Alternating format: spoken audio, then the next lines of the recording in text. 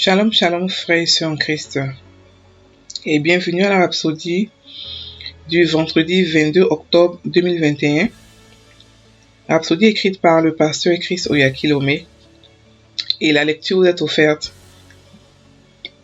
par la vérité de l'Évangile. Le thème d'aujourd'hui est « Rendez grâce ».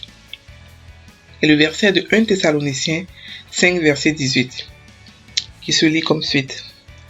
Rendez grâce en toutes choses, car c'est à votre égard la volonté de Dieu en Jésus-Christ. Fin du verset. Le pasteur Christ dit, la volonté de Dieu en Christ Jésus à votre sujet est que vous rendiez grâce en toutes choses. Que signifie rendre grâce? Rendre grâce, c'est prononcer des bénédictions. Lorsque vous étudiez l'Évangile, il y a plusieurs exemples qui nous montrent comment le Seigneur Jésus a rendu grâce en prononçant des bénédictions. Dans Matthieu 26, verset 26, juste avant sa trahison, la Bible dit, « Pendant qu'il mangeait, Jésus prit du pain, et après avoir rendu grâce, il le rompit et le donna aux disciples en disant, « Prenez, mangez, ceci est mon corps. » Une autre fois, avant de nourrir la multitude avec 5 pains et 2 poissons et 2 morceaux de poisson, dans Marc 6, verset 41, la Bible dit, « Levant les yeux vers le ciel, il rendit grâce. Puis, il rompit les pains et les donna aux disciples afin qu'ils les distribuèrent à la foule. Il partagea aussi les 2 poissons entre tous. » Fin du verset. Remarquez ce qu'il a fait avec les 2 cas, avec le pain et le poisson. Il les a bénis. Marc, dans ses écrits, donne un aperçu supplémentaire de ce que Jésus a fait. Il a rendu grâce.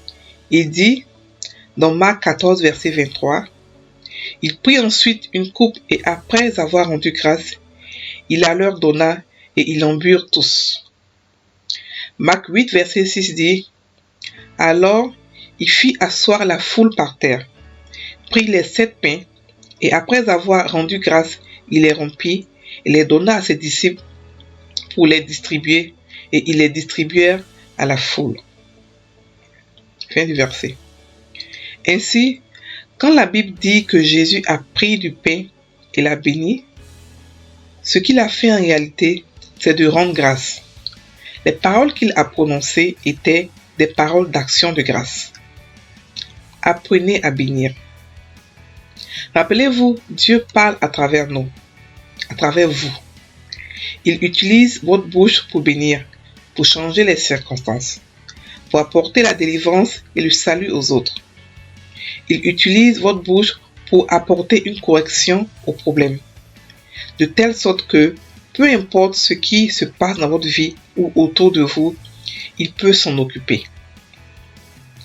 Hébreux 11, verset 3 dit, « C'est par la foi que nous reconnaissons que le monde a été formé par la parole de Dieu. » En d'autres termes, par le réma de Dieu. Dieu parlera par votre bouche et apportera la bénédiction là où la malédiction avait été prévue. Il apportera la prospérité, le succès, la paix et la victoire là où il devait avoir la pauvreté, l'échec, la défaite ou la destruction. Alléluia. De temps en temps, déclarez, « Père, je te remercie au nom de Jésus. J'offre des actions de grâce pour et dans cette situation parce qu'elle est rectifiée. Elle concourt à mon bien et ta volonté parfaite est établie. » Alléluia. Même en bénissant le Seigneur, c'est la même chose. Vous le bénissez en rendant grâce. Sans les actions de grâce, ce seraient des paroles en l'air.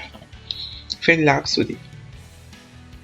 Le pasteur ici parle de rendre grâce. Il explique en fait ce que c'est que rendre grâce.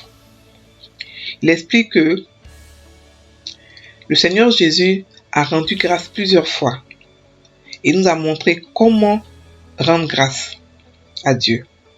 Il explique que, en fait, rendre grâce veut dire prononcer des bénédictions, tout simplement. Prononcer des bénédictions. Et dans un des exemples de la Bible où Jésus a rendu grâce, lorsqu'il a multiplié les pains, la Bible dit qu'il a rendu grâce. Il a rempli les pains. Et il a partagé les pains se sont multipliés, les pains ont été multipliés. Pardon. Donc en fait, rendre grâce, c'est bénir. Bénir, tout simplement bénir. Il explique que nous pouvons bénir les situations de notre vie. Nous pouvons aussi bénir même Dieu. Parce que lorsque nous bénissons les situations, nous sommes des dieux. Nous sommes des rois. Lorsque nous parlons, ce sont des décrets que nous sortons de notre bouche.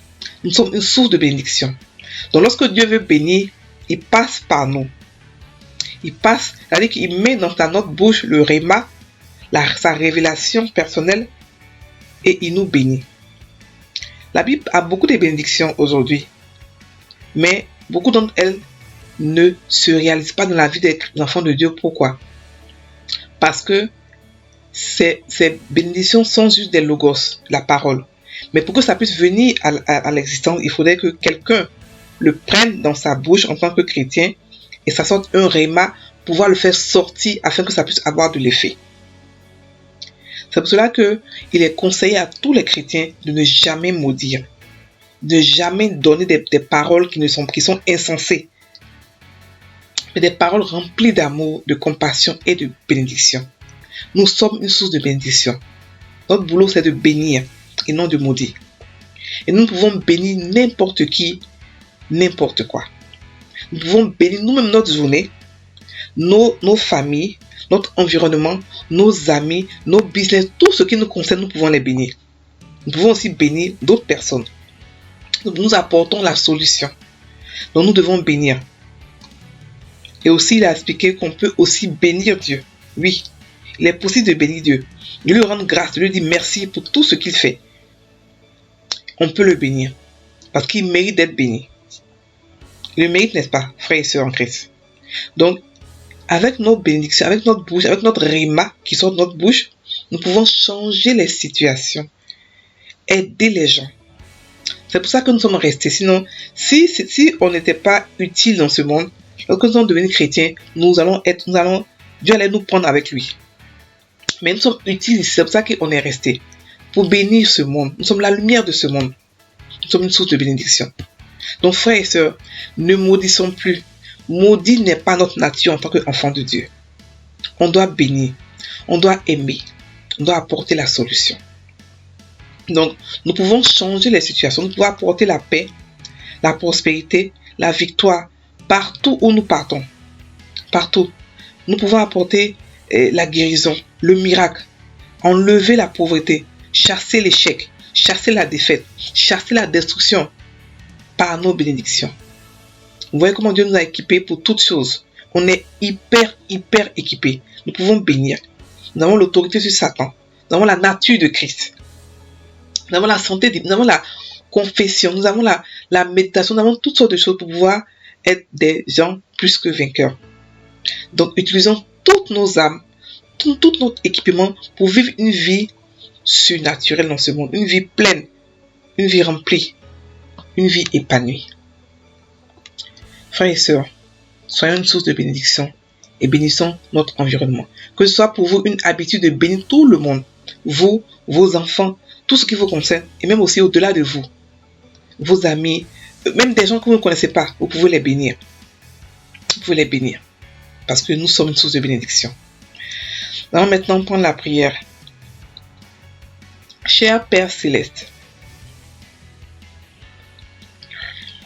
je prononce des bénédictions en toutes choses. Je prononce des bénédictions sur ma famille et invoque ta prospérité sur mon emploi. Mes finances, ma santé, mon ministère et tout ce qui me concerne.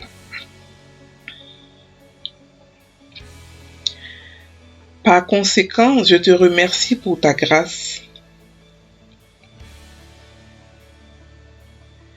ta puissance et ton amour manifestés